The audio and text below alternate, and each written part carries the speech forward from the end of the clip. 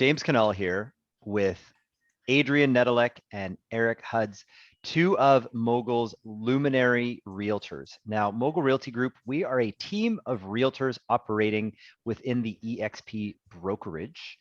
And EXP as a brokerage, they really go out of their way to reward their top producers. So we all came from previous brokerages where as top producers, we get things like glass statuettes, printed certificates of achievements, really nice pins, and I even got a button that I got to attach to my lanyard at one of the conferences, which is all really nice. At EXP, they actually give a cash bonus of $16,000 to top producers in the company. Those are called icons. Icons basically mean people that sell in the ballpark of about 30 transactions per year. It's a little more specific than that, but that's what it's all about. Now at Mogul, in our team, we now have, and just it was coincidentally, but it's a great coincidence, 3 of our top agents, spoiler alert, me, of course, Adrian and Eric are all at that top flight production level. So as of right now, Mogul Realty Group is the only team in Canada with 3 icons on that. So the other teams that are out there, you got some catching up to do. But we thought this was a great opportunity to talk about what it means to be a top producing realtor, what you have to do to be a top producing realtor, and just a little bit of insight on why being on a team can actually help you be a top producing realtor. So I'm going to open the floor to the 2 fellas, and number one, congratulate them on becoming icons, because this is both of your first year as that top flight icon realtor. But not only that, they both achieved icon well before their 12-month cutoff. Like we're halfway through the year and they're already icons. So just to give you an idea of the production level that these guys are cranking out, they have become top flight icon realtors with half a year's production. So buckle up for the rest of the year with these 2 beauties. So guys, I just want to talk about top production. The first question I want to ask and just riff off of is what does it really mean from a weekly, daily, monthly schedule perspective? Like what do you have to do to become a top producing realtor? Like what is a differentiator between a top producer and a quote unquote regular realtor? I mean, I would say just winding it back to the very beginning is just talking to a heck of a lot of people every single day and asking them if they want to buy or sell real estate. I mean, that's the start of any realtor career, and it is how someone maintains a top production throughout a seasoned career. You just got to keep talking to people. Now, I think Adrian and I and you have a lot of repeat clients, referrals. So, some of those conversations are a little bit easier. But I mean, we still call cold people. We still, have web leads that have never heard our voice before that we're calling and trying to convert into clients. So really just talking to a heck of a lot of people every single day. Yeah, that's a great tip. I mean, for any realtor listening to this call, like you're not going to have clients to work with if you don't talk to people about being your client. It's such a simple concept, but I find, and maybe this will make me sound like a crusty old realtor, but young realtors these days just kind of seem like, oh, if I make a nifty social media post, people are going to show up ready to write offers. And that's not exactly how it works. Social media is going to get people's attention, but you still have to have a conversation with them about why that they should be choosing you to provide that service of helping them buy or sell a house. So Adrian, I'll bounce the question to you. Totally. Yeah, I mean, I think for me, it's all about being that fine-tuned machine. I mean, I'm a car guy, so I always like the car analogies, but it's like making sure that you have everything in sync. You want that timing down pat. You want to put good gas in it. You want to do your maintenance, make sure your tires are balanced. It's the same thing for us in real estate. We want to be driving down the highway and go as smooth as possible, keep it between the lines. And that goes down to every little task, every little thing that you do. We're following systems. And I think being experienced, being in part of a team organization is, if you've never done this job before, it's like, where do you start? And I know it's kind of like you get this fancy license and you're like, oh, I'm a realtor, but now what? Hey, people just sit there and diddle their thumbs. So it's all about, learning from people who's already done it, learning from other high producers, and being able to take those systems, apply it to how you work, and then be able to just keep pumping it out and be able to follow that system. And especially when you get into those moments where it's like, oh my God, I have 5-6 deals on the go. I have all these client meetings, all these things. It's easy to get away from that system. But if you follow and stay dedicated to it, it's so important to just keep that up. Yeah, I think that's a really, really solid tip, Adrian, is like you have to follow a system and then have faith in the system that it's going to work. And one of the things that I find about people switching from other careers into real estate is that real estate is a longer, as we call it, sales cycle. So, I mean, if you're a consumer listening to this, like, did you make the decision to buy a house and then 2 days later call a realtor and buy it? People don't typically buy $1 million properties as an impulse buy. That's more of a buying a pair of jeans kind of thing. So when people want to buy or sell a property, they're often thinking a year or 2 years out. So you're starting that conversation today and building that relationship today and providing value, information, and guidance today, but they might not buy the house for a couple of years. And so we see realtors so often put in work and work a system on how to develop a client list for a couple of weeks or a couple of months, not see an immediate result, get discouraged, and then lose faith in that system and then stop putting in the effort. Whereas in real estate, I mean, the most successful realtors, the ones who make it look easy, they're not a year in, they're 5 years in, they're a decade in, they're 15 years in, and it's because they have successfully and consistently worked a system. So Eric, it looks like you've got something on the tip of your tongue. I want to bounce it over to you. Yeah, I was just having a conversation last night with one of our newer agents, and what I didn't know about real estate when I started is that I don't feel like I sell real estate. Like I have to sell myself, right? I have to sell Eric. I have to sell the team. So you're not really selling real estate. You have to sell yourself first. You have to have these potential clients know, trust, like you, and then from there, nurture those people over whatever that time frame is between, making that initial contact and when they actually make a decision to get out there and shop or list their home. But really selling yourself and getting them to, want to work with you and be the person that they would call when that time comes. That's what you're really selling is you, the brand, you, James, or me, Eric, or Mogul in our case, where we have a team that we support as well. Yeah, I completely agree. I mean, the relationship part of real estate is people aren't picking a house, they're picking you and your ability to help guide them to a house that they want to pick. And so, a lot of people get into real estate because they like houses and they think, oh, I could sell any house to anybody. But that's not, you're not really like a used car salesman on the lot trying to sell people the car the second they walk in. It's almost like you're there to help drive them from car dealership to car dealership, to use this analogy, to help them pick the right car dealership and pick the right car. You're there to help people look at multiple houses in multiple neighborhoods and guide them through that experience. Now we kind of touched on the fact that we do operate as a team. So Adrian, I'm going to ask you a question first of like, describe what it means to work on a team as a realtor and maybe a little touch on what a customer experience looks like when you're working with a real estate team versus a realtor individually. Yeah. I mean, there's definitely a lot of factors to that question, but ultimately you can have a team, a small team or a large team, but it's all depending on how you put together. But essentially what it is just a group of people who are coming together to sell real estate. And some teams have just other realtors. Some teams have a full-on system, as we discussed and brought up a little bit earlier. And so for us, we have a full-tuned system that we have. So we have admin staff, we have in-house marketing, we have virtual assistants, and then we have a group of realtors. And for us in Edmonton here, we have about 9-10 agents who can help. So the cool thing is with a team on a customer perspective is if you're working with a solo agent, you are specifically working to that individual schedule.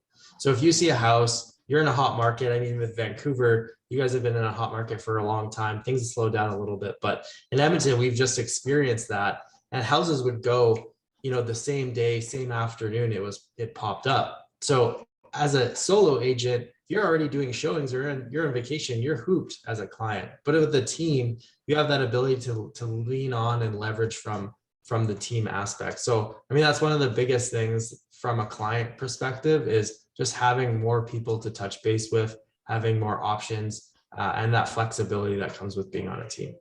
Yeah, that's awesome. I mean, an analogy that I always hear is like, if you want to have a successful flight, you know, there's staff that check you in, there's the pilot that pilots the airplane, there's the service staff on board of the airplane, and there's the, you know, the behind the scenes staff to make sure your luggage goes to the right place, et cetera, et cetera. So, you know, that successful journey involves a lot of parts, and that's from a customer experience, what Adrian's describing in terms of just an enhanced customer experience, because there's never a gap associated with a solo agent schedule not aligning with your needs. Now, Adrian's been with the team since day one, and I mean, I'm just going to put a feather in this guy's cap. He was the Edmonton Real Estate Board Rookie of the Year Realtor for top production. He's the Real Estate Investment Network Realtor of the Year. That's a big award.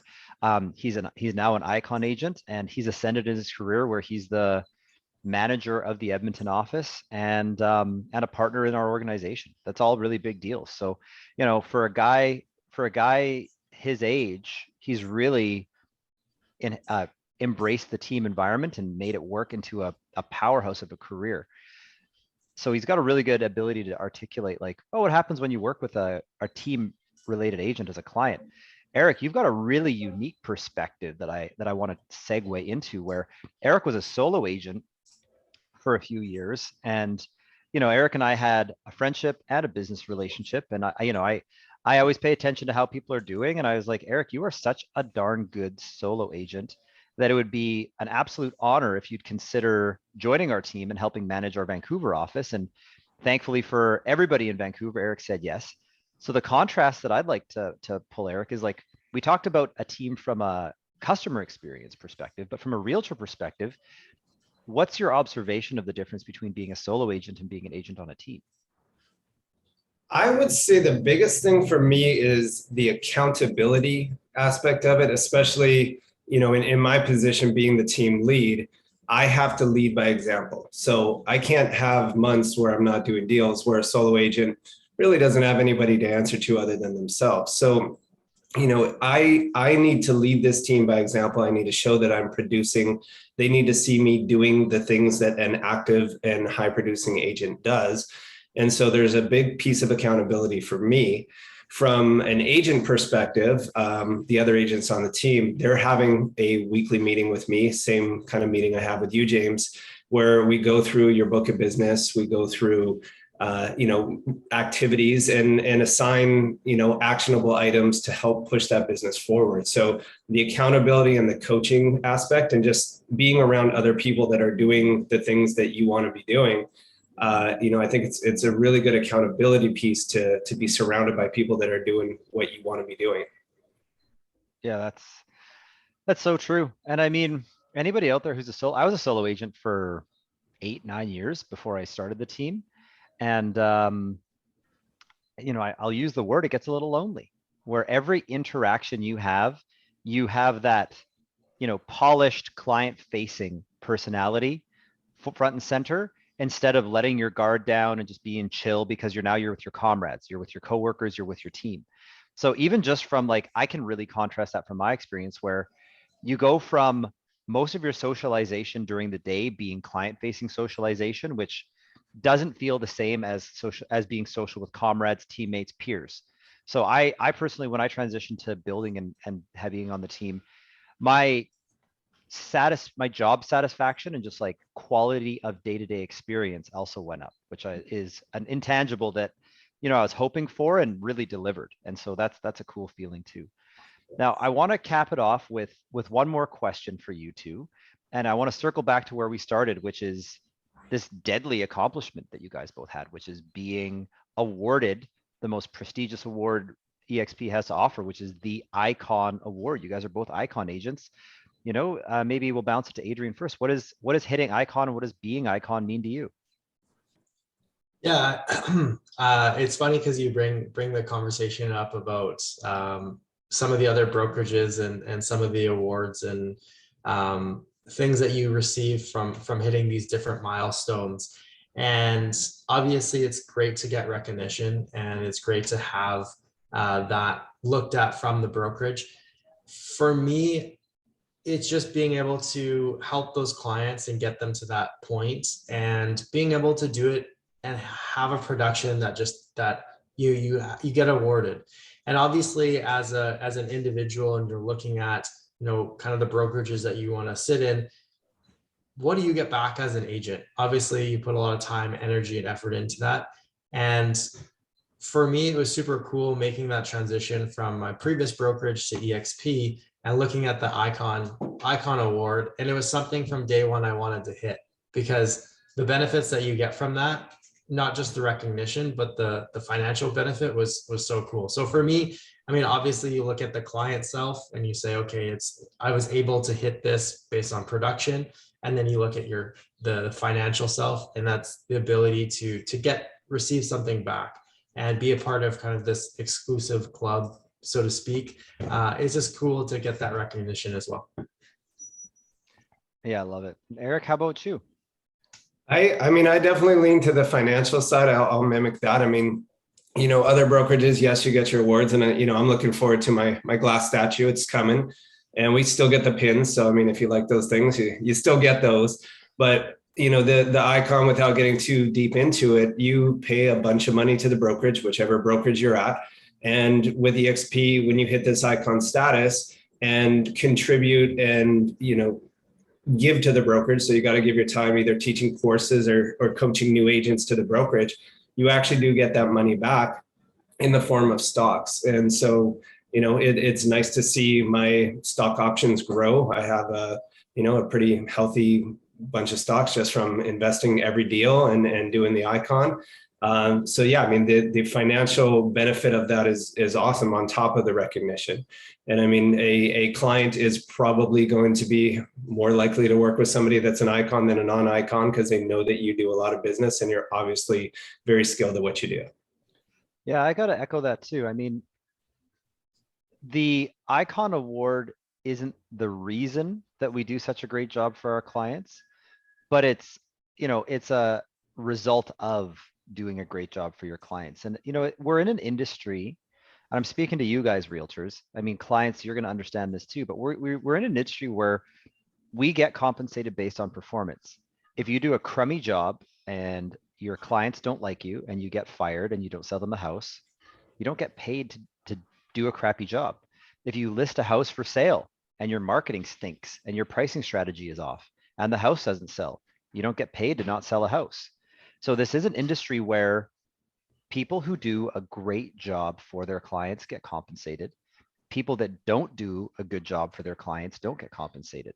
And at the brokerage level, as of right now, EXP is the only brokerage that recognizes people that do a great job in the same way that we get recognized by our clients in terms of getting paid for our performance by the commission that we charge. We're now getting recognized by our brokerage for top performance with a cash award, as opposed to just a piece of paper or a title, diamond, platinum, diamond, double diamond, executive club, chairman's club, inner circle, outer circle, galactic, whatever. Like, that's cool.